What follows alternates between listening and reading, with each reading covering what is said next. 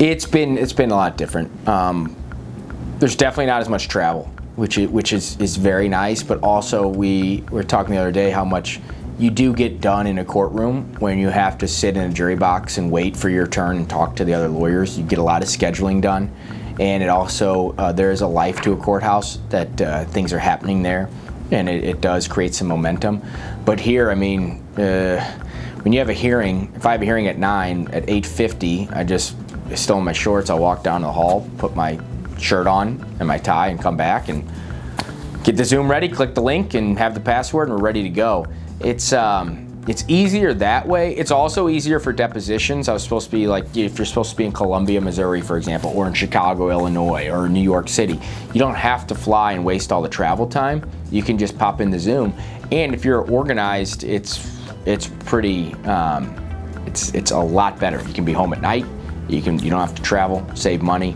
It has been, I don't want to be ageist on this, but usually if the older generation's having a little bit of trouble, and that's been experienced.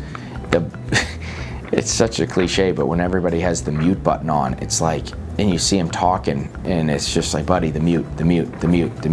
It's happened to everyone. It's happened to myself. Probably happens, even though we're this far into this deal, about once or twice a deposition or hearing. And the worst part about these Zoom and WebEx things is the feedback. Just the echoing, so painful. You trade off the convenience of the travel, but the technology is not ideal, especially for some of these rural courthouses, which they just don't have the resources for. So there's been that, the ease of not traveling and just making appearances, but you trade off for the connection and stuff like that. We have been able to meet with clients easier. I think that's been a lot easier, and arrange for document signatures. That's been fantastic. But that's something that's probably going to be here to stay, and we really like that. I also think most video appearances are going to hopefully stay with the courts because some of those you don't need to be there. But overall, it's not been as exciting because having a contested hearing where you're arguing back and forth from your office is not nearly as engrossing as if you're in an actual courtroom with a judge and a record and all that stuff. So we miss those things. We're looking forward to those coming back. They are starting to come back, and we will not take them for granted anymore. We'll be more prepared for those hearings rather than just winging it, and that's kind of, I think, the biggest miss we have. Lots of downtime. Getting creative with my dress code. One of my favorite things to do was to put on a dress shirt, put on a tie, wearing shorts. There was no effort put into whether my tie matched my shorts or anything else in my outfit. The tips for staying optimistic and motivated, that's been a struggle. I think that's been a struggle across the board for all trial lawyers, whether you're a defense lawyer or a plaintiff's lawyer. At times it's been kind of frustrating where on our side, the plaintiffs, we can't really get the cases to move because if you're a trial firm, usually we get the things to move at trial, and we're having trouble getting a trial date. And so when cases continually get pushed off, there's not really a lot of motivation on the other side to move it. If you have a good case, they'll probably want to try and get it resolved.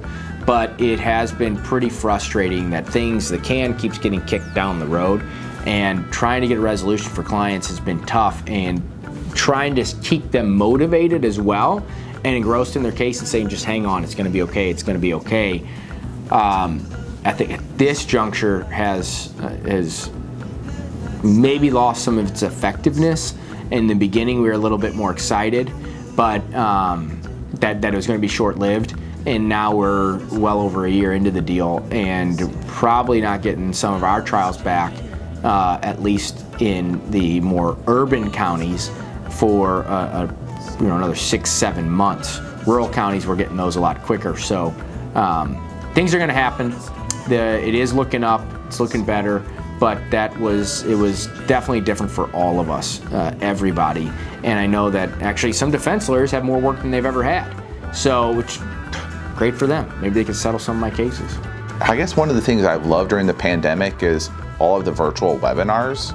There's been a lot of trial lawyer powerhouses, some really well-known doctors, radiologists that have put on programs that have been really fascinating to help me better myself, better my knowledge base, and then in turn help our clients out who could face the same issues.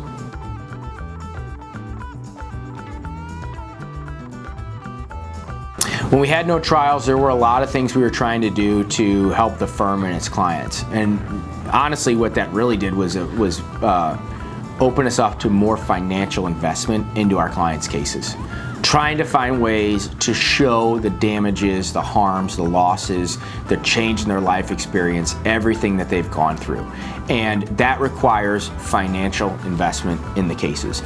You can put all the shoe leather you want into these cases. At some point, you gotta have something that shows the jury what has actually happened. And that takes time, and a lot of times that takes money. So we reassessed our cases, and probably in cases where we hadn't decided to use a life care planner or to use a certain type of demonstrative exhibit or animation, we're going ahead and doing that. We've been able to do more initial record keeping by getting investigators out there sooner to gather video evidence, to gather scene evidence, to talk to witnesses.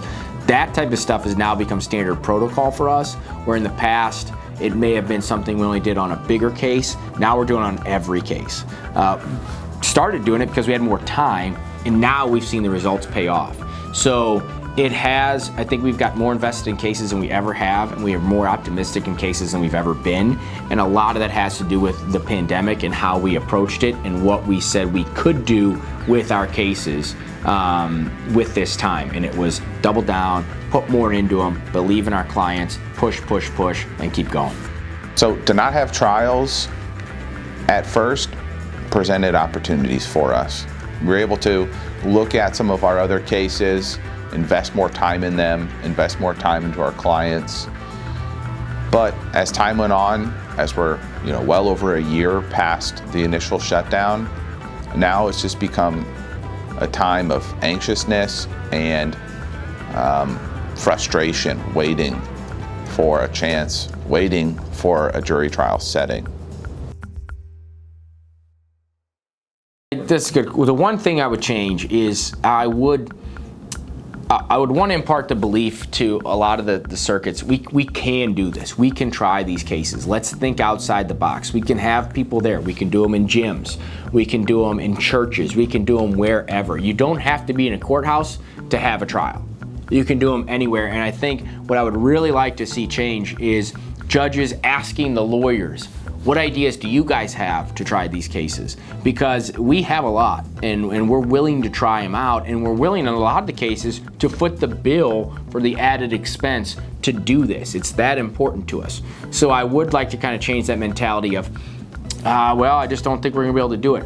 Let's talk about, let's do it, and then let's talk about options to do it. And I think we could really have some creative ideas that would come together. And I'm not talking just a Zoom trial. I'm not really into a Zoom trial because, like we talked about earlier, some people, especially jurors, if they're sitting on their couch as a juror on Zoom, I'm not really sure they're paying attention.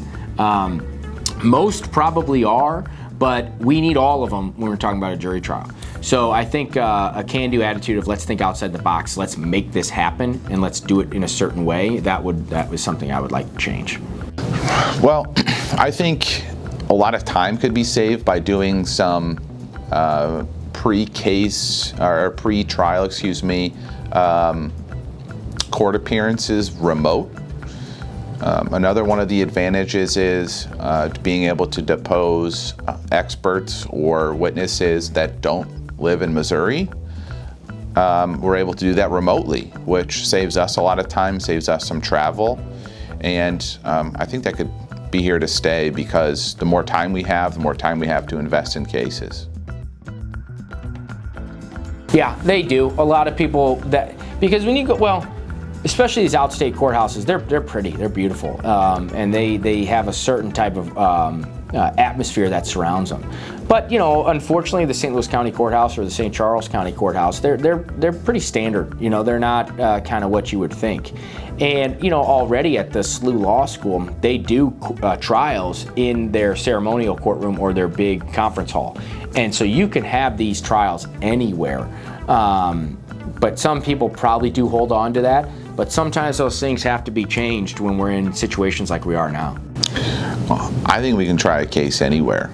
You know, a big open conference room would work, a large gymnasium, anywhere where there's necessary space for people to be distanced out.